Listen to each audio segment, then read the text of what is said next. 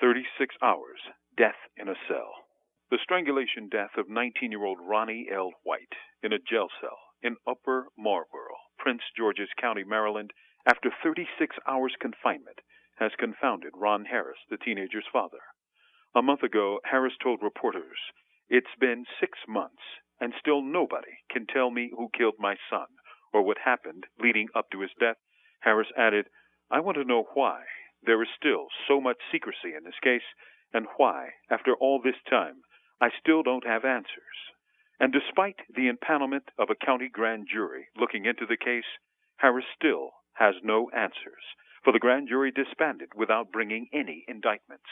Community groups from the People's Coalition for Police Accountability, Casa de Maryland, and the Prince George's County chapter of the NAACP have protested the death of Ronnie L. White and braved the bitter December winds to gather together to demand a true, fair, and impartial investigation into his death and the prosecutions of all involved.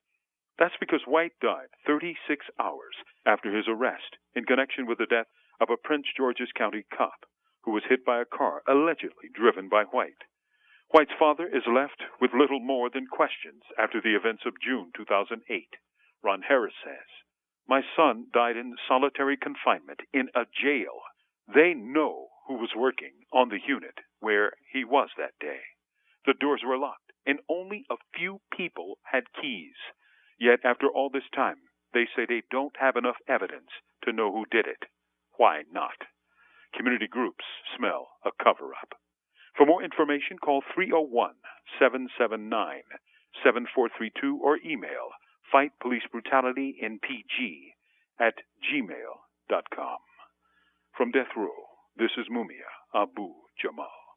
These commentaries are produced by Noelle Hanrahan for Prison Radio. The real John Carter. Several months ago, a movie was released, a science fiction flick featuring a superhuman fighting mostly aliens on a forbidding planet somewhere in the cosmos. As a sci-fi fan, I confessed interest, but I never heard of the title character, John Carter. I later learned that the story was based on the lesser-known works of Edgar Rice Burroughs, known for the Tarzan books. In fact, as the movie was seeking an audience, another John Carter was trying to breathe as prison guards repeatedly pumped canisters of pepper spray into his cell. This John Carter had spent half his life in Pennsylvania prison cells following his murder conviction after he was certified by the courts as an adult, even though a juvenile. Irony over irony abounds for this John Carter seems to have predicted his demise in a letter to members of the U.S. Congress seeking passage of a bill to outlaw juvenile life sentences. In his June 2009 letter, John Carter wrote the following: "Now years go by, as I struggle to evolve and mature within a cell I now view as my casket. Some days I'm hopeless, some days I'm focused, but every day I realize that after 14 years, I am no longer growing. I'm deteriorating emotionally, physically, psychologically, and spiritually. Instead of living, I simply exist until my heart stops beating, my lungs stop breathing, and my soul is called to the next life.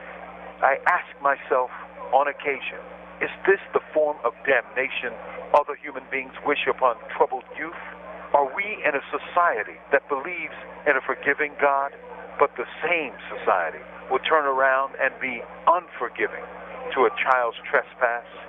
Witnesses from the hole at Rockview Prison say John Carter barricaded himself in his cell and armored guards attacked the cell, pumping at least 3 canisters of pepper spray into the windowless, enclosed area, not only burning his eyes, mouth, and nose, but depriving him of any usable oxygen. When the door was breached, guards rushed in using electrified stun shields to subdue him repeatedly. Those in view said the 33-year-old was carried out, his knees and his head dragging on the ground. His friends called him J-Rock, but his name was John Carter on the state records recording his death on April 26, 2012. The real John Carter was a juvenile lifer who was sentenced at 16 years old under a law that the U.S. Supreme Court recently ruled was unconstitutional in the case Alabama versus Miller. J-Rock never lived to see it. From Imprisoned Nation, this is Mumia Abu-Jamal. These commentaries are recorded by Noelle Hanrahan of Prison Radio.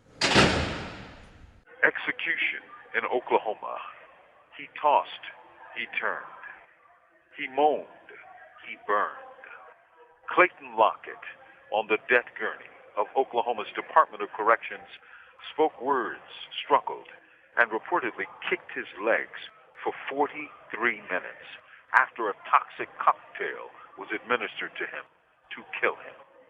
That cocktail? An experimental mix of chemicals designed to stop his respiration, still his heart, and do so relatively painlessly, failed to do so as he apparently never lost consciousness. Some 10 minutes after the execution was called off, Lockett's heart went into arrest, a heart attack, and he left this life.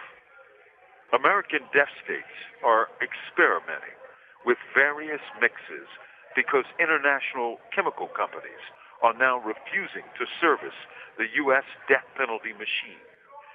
Left to their own resources, they're literally experimenting.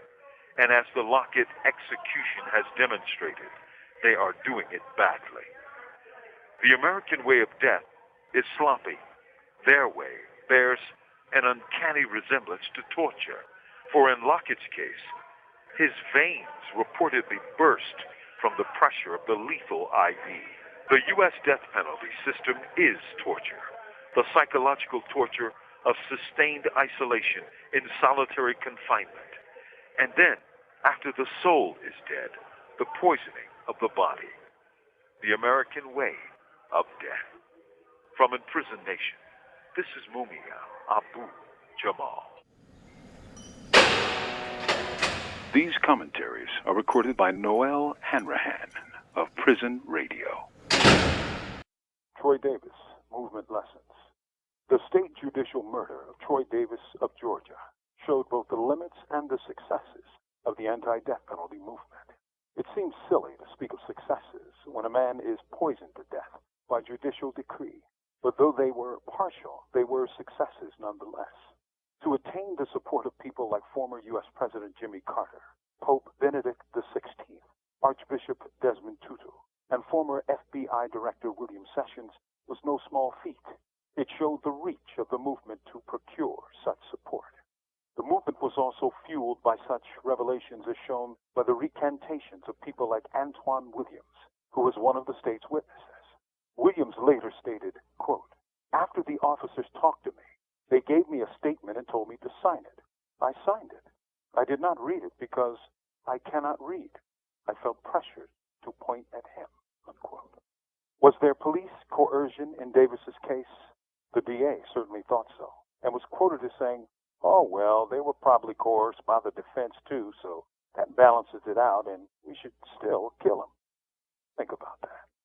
What power of coercion does the defense possess? Handcuffs, threats, jail cells, criminal charges, death sentences? That any prosecutor can say something so dopey is, well, nuts. The Troy Davis movement amassed almost 1 million signatures on petitions. Remarkable. But signatures on paper or online aren't people in the streets. If 1 million people were on the march, maybe he would be alive. Maybe. The limits of the law, blockades imposed in part, ironically, by a former constitutional professor who came to be seen as the first black president, I speak here of Bill Clinton, also denied Troy Davis true redress. Troy Davis's family and supporters brought much to the anti-death penalty movement. I hope they're not too disheartened to continue the struggle.